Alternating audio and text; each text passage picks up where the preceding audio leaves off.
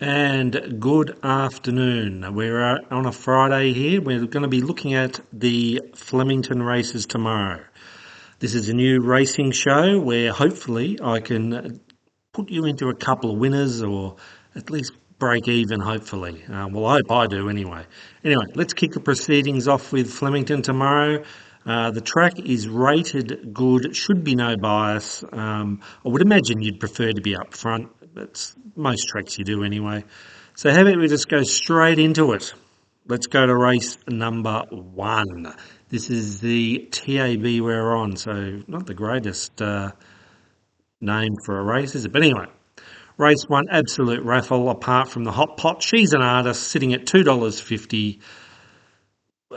Perhaps just play around Quinnella's trifectas in this. For the sake of a bet, I'm going to go number 20, Thinking of Gertie, each way at any old odds. To beat number 4, Mr. Exclusive, once again at Bolter's odds. Who knows? She's an artist to run third. You've got to put the favourite in, otherwise you look like a complete dill, don't you, really? And for fourth, number 9, Trapeze Warrior, who won okay last start. So numbers 24, 10 and 9. Thinking of Gertie, been running well, honestly, in slightly lesser grade, but who knows, it might like the straight. You know, for 80 to 1 to find out, worth a shot. Mr. Exclusive at Bolter's odds, just a couple of dollars each way, you never know. Probably needs it wet, but we'll just stick with that. That's race number 1. Race 2, the Schweppes Poseidon Stakes. Now, that's a more proper name, isn't it? The Poseidon Stakes. Okay, race number 2. I like this race. I think McGaw is probably one of my better bets on the program if I look at it. So McGaw, number 5, to beat number 2, Tycoon Star, who Tycoon Star beat it last start. I'm hoping McGaw doesn't lead, just sits off him by half to a length and has that last crack at him this time. So I'm going 5 to beat 2, 1 and 3. Yeah, I think that's a pretty good first 4 actually. So, and I'm confident on McGaw. Let's go to the next. We're flying through them. Race 3 is the Ruberock Exford Plate, over 1400. Not confident on this one. Vinrock is 2 camps, disappointing last start, and then I noticed a few have got it as their best bet. So what do you do? I think its run was okay last start.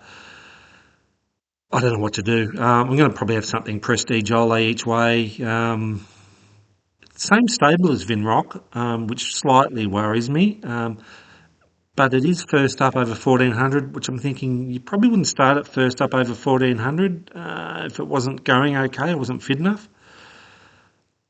Not confident, but anyway, we'll have a small each way Prestige Ole. 4 to beat 1, 3 and 10. Not a whole lot of confidence in it though. So we'll go to the next race, which is like the RSL raffle on a Friday night. It is almost impossible. So this is the Capton Tebes, which is a great race name, isn't it? That just rolls off the tongue. 1100 metres, race 4. For the sake of having some tips, we've got 2 My Gladiola to beat 11 Cavalry Girl, 8 Petite Artiste, 3 Icarian Dream. I don't know. Yeah, hard race. I'm just going to leave it at that. Okay, let's go to the next race. Race 5 is the Tontonon Stakes. Now, there's another old name. So this one's a bit more concise, I think, this one. So gone for 12, Wonder Boy, who's a good horse. Very good horse. So I'm tipping Wonder Boy each way. I think it can get the upper hand on Transatlantic, who's coming off some good form lines. 13, Pondalabi will improve remarkably second up, I reckon. And number 1, Rise at Dawn for 4th, which I won't be tomorrow, Rising at Dawn. That's about all I can say. I think there's a few here that, to me, are disappointing. Warney, to me, everyone keeps coming for it, but maybe because I've said that, it'll come out and win. So who knows? I think Popper Water, I'd love to see it win because it's a smaller stable, and who doesn't like a smaller stable knocking off the big boys? So that'd be great if it did win. I do think it's way unders. I think it should be in double figures, but hopefully I'm wrong. And others, Gerringong from the Waterhouse stable, that's going to be leading. So you got to give it an extra couple of points for that. But anyway, we'll go Wonder Boy each way. Okay, we move along to the Bobby Lewis Quality. That's an old race, this one. I don't know how many years it's been around, but it's a long, long time. So used to be, if I'm not no, it was the Ori Star. I'm digressing a bit here, but the Ori Star used to have a lot of these cup horses. Remember in the old days, the Ori Star? Cummings used to run his first uppers in the Ori Star. It's changed a lot now, hasn't it? So we've got the Bobby Lewis Quality. So I don't know why I'm talking about the Ori Star. I think it's a good Quinella bet here. So I've got 9 Media World on top of 4 Arkansas Kid and 5 Star Patrol. I think it's a good Quinella. 4 and 9 in a Quinella, 9 each way. Yeah, I don't think there's much else. Just looking at it, no, Royal Insignia's got to have its supporters, I suppose. But Mr. Party, I think, needs another run. Same with Tuvalu. So I think 4 and 9's a good Quinella. The next race is the Lexus Archer Stakes. Now, these next 2 races, I'm staggered that they're not full field. This is where, I suppose you could call it, I don't know what you could call it, some new segment, but wouldn't you think, if you've got a chance to run in a Melbourne Cup, if you win this, you get in. So I can't believe there's no more than, how many horses left? 12. I would have thought you'd have a throw at the stumps, even if you're a 50-1 shot. Why wouldn't you have a go? The dream to have a runner on Melbourne Cup Day, to be in the Manning Yard. I'm a bit surprised, actually. I don't know where they're all running. Maybe it's the biggest stables. They've got enough horses that they don't have to worry about that, or is the smaller stables can't get a run or don't want to. Anyway, I'm starting to waffle, which we don't want. So now, who's going to win? That's the next question. Who's going to get in? Now, look, I'm going for a really good each way bet here. I think if you look at its form, you're thinking, hey, what's he talking about, this bloke? Anyway, I'm going 9 Tara Mansour. As soon as it gets over a journey, it improves markedly. It's a good word to get out to, markedly. I think Tara Mansour each way, good run last start, only beaten 4 lengths. I reckon it'll beat more Mona, who I think's a good saver. Outstanding run last start to get within, I don't know, half a length of Revelare. Revelare is obviously the danger. They're saying a bit of a distance query, but I can't see it being a breakneck 2500, so it'll get every chance. 9, 7, 4 and 3. Hopefully not waffling on too much. So we'll get to the main race of the day. Now, it's all about where they're going to sit the run. This is the Mackay Diva Stakes, of course. 3-time winner of the Melbourne Cup. And I always found interesting with Mackay Diva how absolute phenomenal horse. But I can never work out in that last Melbourne Cup how come it wasn't weighted at 61 or something. Or they're not allowed to do that. So anyway, that's just a sidebar. Unbelievable horse. Anyway, we've got Mr. Brightside leading, I'm presuming. The way I see it, Mr. Brightside leading, Via Sistina sits off it by about 3/4 of a length.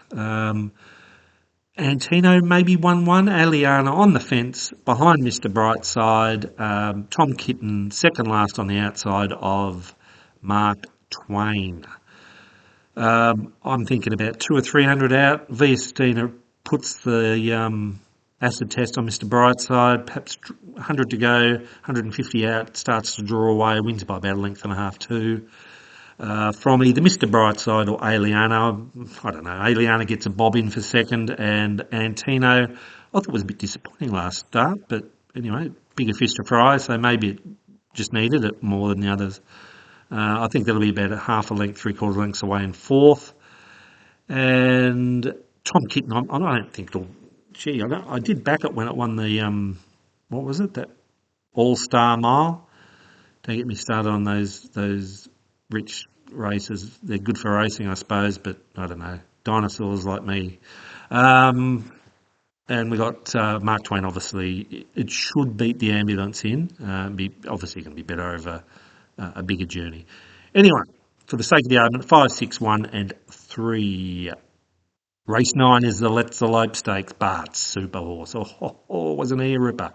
Best Quinella of the day, I've gone 7, 3, 10, 4. I think on display, just to get the upper hand on Lazura, not much in it. I think it's the best Quinella of the day, actually. O2 Good for third. Up a bit in grade, was super a couple of wins ago. One, I don't think they let off, got the whip out on it. If I remember, it was super win. But anyway, I'm going 7, 3, 10 and 4. Now, to the last, the worst, I find it the worst race in the program. The only thing is you've got to have a good look at it because it's a leg of the quaddie. And if you've got 3 legs in, you've got 1 to go, you sort of want to have to do your homework a bit. Anyway, I still, even after looking at the form, I don't know. In the end, I've gone for the old theory. Sometimes you just back the best horses in the actual race. Regardless of the distance, and just hope class prevails. So I've gone 1, 2, 6, 4. Golden Path to beat Deacon, Kingswood, and Globe. So 1, 2, 6, and 4. Now, so that's it really. Hopefully that's been sort of interesting for you, and you've whoever's out there, all 6 of you watching. Hopefully it's been of interest. The way I'm going to play the card, race 1, I think just a couple of roughies each way. Race 2, McGaw's probably one of my better bets of the day, so we'll have a go at that. Prestige Ole, race 3, rough each way, not much on it though. Race 4 was just a raffle. Race 5, Wonder Boy each way, nice horse. Race 6, Media World and Arkansas Kid, good Quinella. Now actually I think a good parlay. I don't usually have many parlays. I don't know why, because, it might look good when you've got an excitement running for a lot in the second leg. So I'm going to have a parlay. Race 6, Quinella, 4 and 10 into race 9, Quinella, 3 and 7. I don't know what that'd be, 30 to 40 to 1, 50 to 1, who knows. But it's worth a shot. Anyway, we're going to go there. Then we go to that Archer Stakes. My best each way roughie of the day, Tara Mansour. Give him strength. I think he'll sit a lot closer to the pace, and the more I look at it, the more I'm thinking this is a good each way bet. But just don't get too ahead of yourself here. Just watch the Maccabi Diva Stakes. Sometimes you just watch the best horses race, and that way you're not, you're just watching the race rather than looking at the horse you had to put a bet on, and it's running 6 lengths off him, and you're not concentrating on actually watching the race. Digressing again, but anyway, we're nearly there. Race, what did I say?